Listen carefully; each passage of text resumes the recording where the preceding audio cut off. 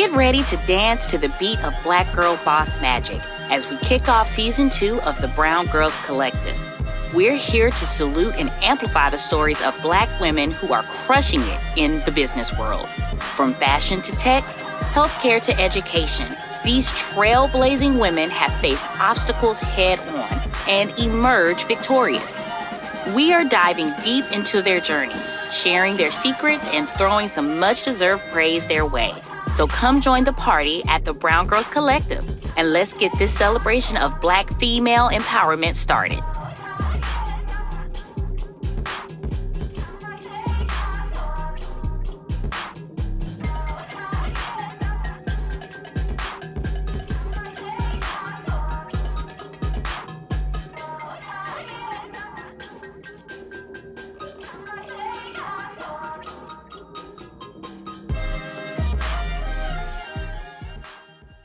What's up, Brown Girls? It's your girl, Jasmine. I am back again with another interview.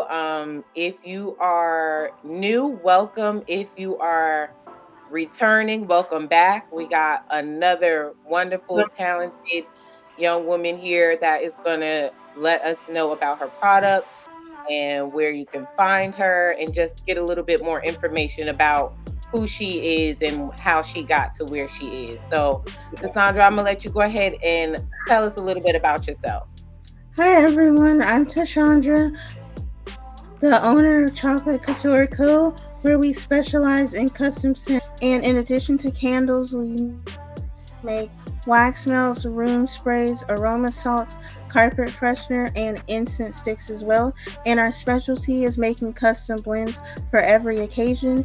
And over half of our scents are custom blends that I created myself. So I'm thankful for the opportunity to be here today and to showcase my products. Can you tell me about your journey of self-discovery and how did you discover your passion? I discovered my passion because I've always been a pretty creative person, and within candle making you get to be creative, and that gave me an outlet to use my creativity because my normal 9-to-5 doesn't let me express my creativity. But because of what I do now, I've been able to discover myself and use my creativity instead of just letting it sit and wither away. Okay, that's good. That's good that you've been able to, branch out outside. I know a lot of people get stuck in their 9-to-5 and they kind of fall off from being able to be creative and stuff like that. So I love that you were able to find your creativity and use it for your benefit. So that's awesome. So what inspired you? Were there any particular challenges or barriers you faced, and how did you overcome them? What actually got me to start making candles was during the pandemic, like most people, bored in the house and wanting to find something to do because nothing was open and we couldn't go anywhere. And so once learning how to do that, I decided instead of just making them all for myself, I might as well learn how to make them and be able to give them away or sell them to other people. And since I've been doing a lot of vendor events, a lot of people who've had COVID and lost their sense of smell have told me that they can smell my products. So that makes me feel good that something that I started doing because of the pandemic has actually helped people that suffered during the pandemic. Okay, that's good. So it's been helping people who have lost their sense of smell. So like, what kind of scents do you have, just to to see what kind of scents are you current, like what's your main scent that you use? My bestseller is, well, I have two. One is Relax, which is a mixture of lavender and tea and a couple other things and a little vanilla, and it smells like islands, or most people say it smells like the drink.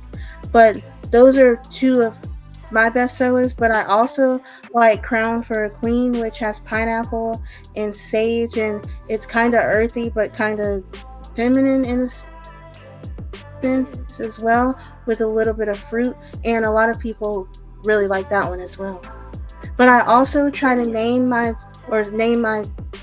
products various things. So like relax, and then I have one that's called Crown for a Queen, and mainly to empower people when they see it and then smell it, which is my ultimate goal.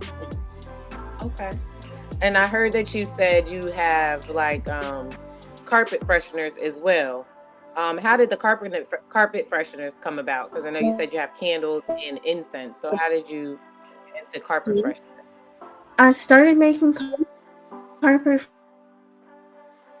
fresheners, making it just to be able to clean the carpet, and I was tired of the store bought one that didn't really last. I've discovered like through vendor events and stuff like that, I'm not the only one that likes carpet freshener, and that it has lots of uses as well. People have told me that they use it to sprinkle it on their bed to get rid of odors and vacuum it up. People put it in their shoes. And so now that I've learned multiple ways that people use it, I might as well keep making it so that way people can be able to use it Okay. and it lasts longer. Okay. All right. So can you share any pivotal moments of your experiences that have shaped your journey? Like how have you learned from setbacks or failures, and how have they contributed to your growth and success in the industry? I would say that a lot of my successes is not keeping myself in a box or not being overwhelmed that it's an oversaturated market, because everything is oversaturated. But the best thing you should do is be able to branch out and make yourself and your products exclusive to you, so that way when people say, oh, I want this, they know that they can only go to me and my business per se. So it's best to be able to stand out from the crowd as best as you can, even though the market's oversaturated. Yeah, I mean, just like you said, a lot of things are already made and things like that. Everybody has candles, everybody has things like that. But I mean, you know, that doesn't mean that you can't have your own. So I mean, you have your own niche, and I know you said that you personalize the candle so people can, pick what scents they want to have included in their candle. So I don't know many other, you know, companies who actually do that. So that's great that you do that. I love that idea. Thank you. All right. So as a role model for other aspiring Black females, what advice would you give someone wanting to work in the industry? What are some key lessons you've learned along the way and you think others could benefit from? My number one thing would be to make sure that you make your product stand out, and to also be friendly and personable with people, because if people don't know you or like you, they're not going to purchase from you, which is marketing 101, selling 101. But also make sure that you're doing what you do for the right reasons. Don't let it be all about the money. Make sure that you have an active passion for it, and if you're passionate about something, the money will come to you. Absolutely, definitely.